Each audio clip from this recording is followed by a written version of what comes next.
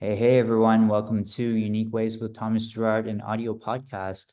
We have an awesome guest on today. He helps organizations build better products and executives build the cultures that build better products. He's the co-author of the award-winning book Lean UX, now in its third edition, and the Harvard Business Review Press book Sense and Respond. Please join me in welcoming Jeff Gothelf. Welcome. Thanks, Thomas. It's great to be here. You ready for 20 questions? I am ready. Here we go. Number one, tell me a little bit more about yourself. What do you do? I work as an author, a speaker, and a trainer, primarily with large organizations, helping them build the kind of primarily digital product development and design practices that focus on the customer, focus on delivering great design, using research to validate their hypotheses, and overall just build a collaborative practice of product management, design, and engineering that serves the customer and serves the business. So I spend time teaching, I spend time consulting, writing, and doing some public speaking as well. Great. And number two is what's a key piece of knowledge that makes you different? What is a key piece of knowledge that makes me different? Well, that's such a great question. Um, I believe that the the only measure of success that really matters to anything that we do when it comes to work product, let's just kind of limit that statement to work product, is the only thing that matters is the impact it has on the people who consume that work product. So I tend to think of all the things that we make at work as having an audience, as having a customer, as having a user, as having a human at the other end that consumes it. And then if you think about your work world in that way, then the conversation really starts to shift away from, well, I'm making a thing, to what is the impact that I'm having on the human being at the other end of this transaction, if you will. And that's how I approach my work. It's how I approach the material that I teach companies. And it's the foundation really of the theses for the various books that I've written and the speeches that I give. So I think that's really important to remember the human in everything that we do. Great. And just a note for our audience, if you like the UX episodes, definitely check out our recent episode with Nick Fink. Question three is why this of all things? Why do you do what you do? It's interesting. I didn't work my way. I didn't plan my way into it. That wasn't the plan. I was working through this fairly standard career ladder with design, web design, digital design, UX design, et cetera, as the primary path. And then in the mid to late 2000s, along with some other folks, including my longtime collaborator and co-author and friend, Josh Seiden, we solved a problem that many design organizations, in fact, I'd argue almost all design organizations in the world have, which is how do you do great design work, digital design work in an agile software development environment. So where the organization wants to move quickly, ship in short cycles, et cetera. And we were able to provide a solution for that. And that solution became the foundation for our first book, which is called Lean UX. And as soon as that book came out, people changed what they were asking me to do. So before that, I was designing and leading design teams and leading projects. And once the book came out, people started asking me to teach the material in the book. I'd never done that before. And I got some help to help me figure out how to start teaching the material. And it turned out that I was pretty good at it. I was pretty good at teaching. I was pretty good at explaining the concepts. I was pretty comfortable on stage. I'd been on stage for years as a musician, but never on my own, never as the only person on that stage. But it turned out I was pretty good at it, and that continued to grow into a meaningful business and career around that. And I really like the variety and the impact that I have on folks around the world with this material. Great. And question four can be a curveball, but the question is, what does your future look like? I look, my future at this point looks like maintaining maintaining my credibility as the world continues to change around me and staying relevant and continuing this conversation for as long as I'd like to have it. It's interesting. I've been doing this now professionally. I mean, I've been working professionally for 23 years, and I've been doing this particular thing that I just described for the last dozen years or so, so about half of my career. I'd like to keep doing this for a few more years, and then retire. Honestly, that's what my future looks like. Nice. I love it. Number five, we say is unique to this show. The question is, let's talk about location. How does the notion of place play into what you do? Interesting question. Um, I think place. I think it played a lot more prior to the pandemic. I think, or played, let's put it this way, place played differently into what I do prior to the pandemic, because not only were you working, were the people that I was working with and working for in a company, but they were in a particular location together on a daily basis. And that actually dictated many things about the quality of life that they had at work, kind of work that they were doing, you know, who they were working for, etc. What's interesting about place now is because we're still dealing heavily with distributed teams and remote workers, place to me really speaks more to culture, corporate culture, than anything else. Because if I work for an organization, but I work from home and my team is distributed around the country or around the world or wherever it is, the only shared place we have is the culture of the company that we work for.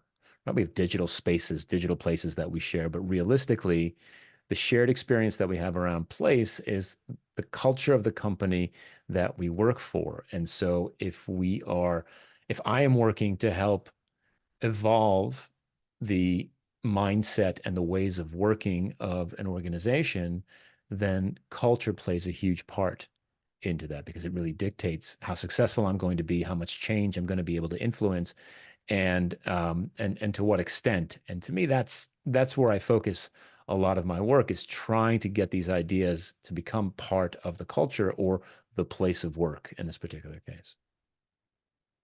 Great. And six, if you had to start from the beginning, what advice would you give your former younger self? This one's super easy. Learn to write. I've benefited incredibly from learning how to write and then writing for a living. And I didn't start doing that until my mid 30s.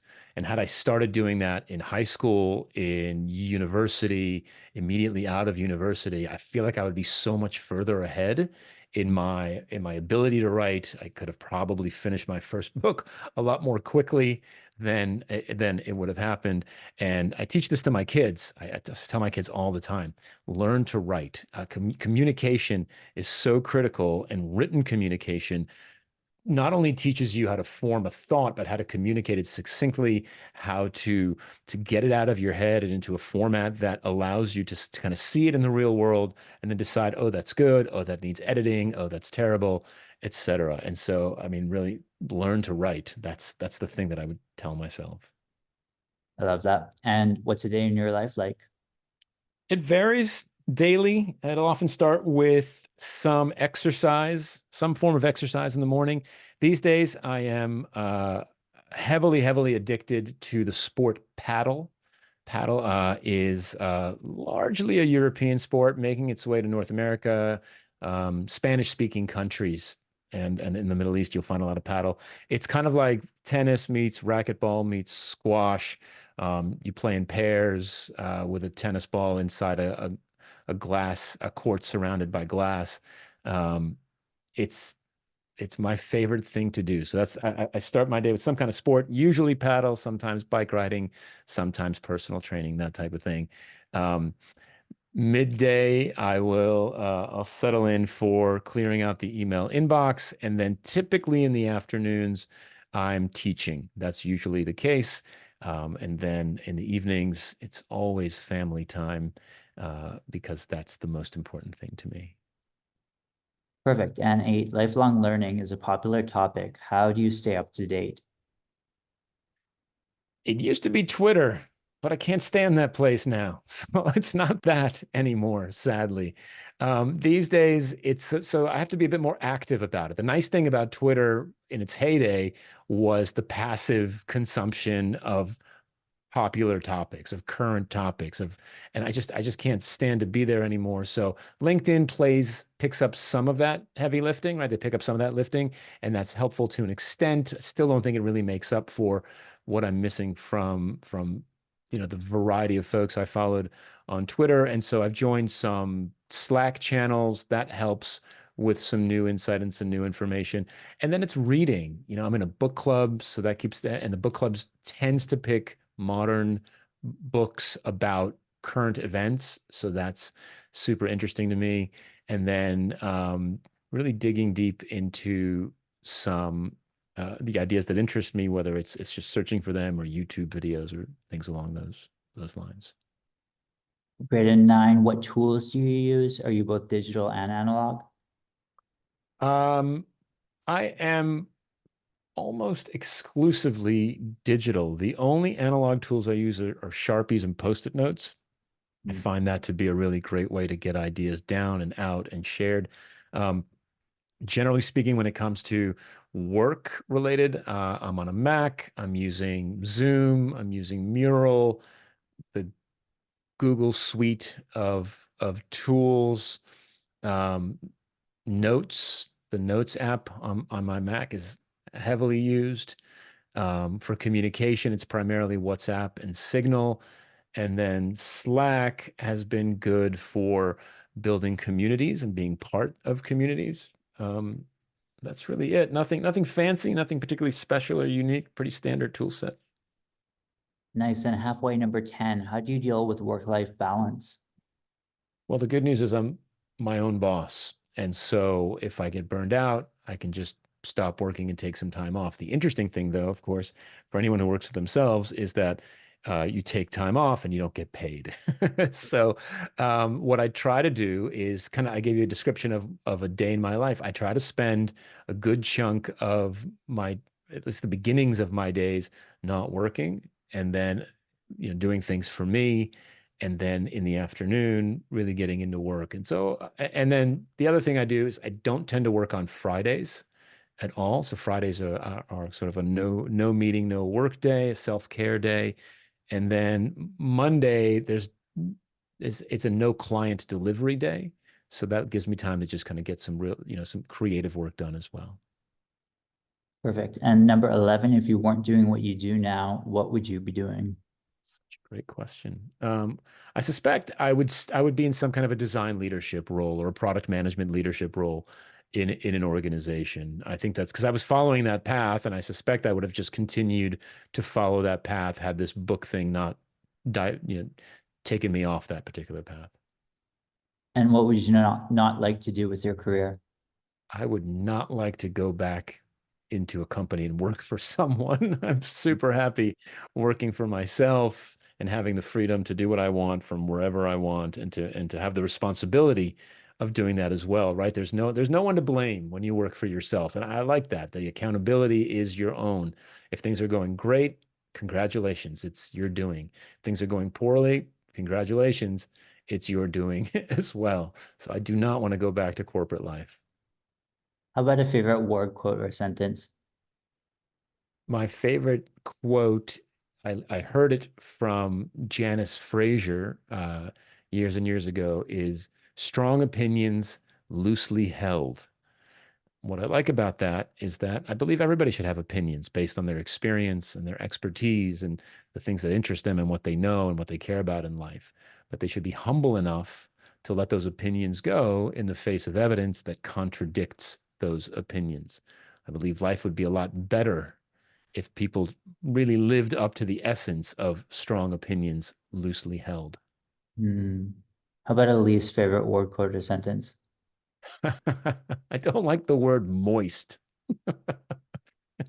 I don't know why. I just don't care for that particular word. That's a least favorite word for sure. And you have one word to describe yourself. What word do you choose?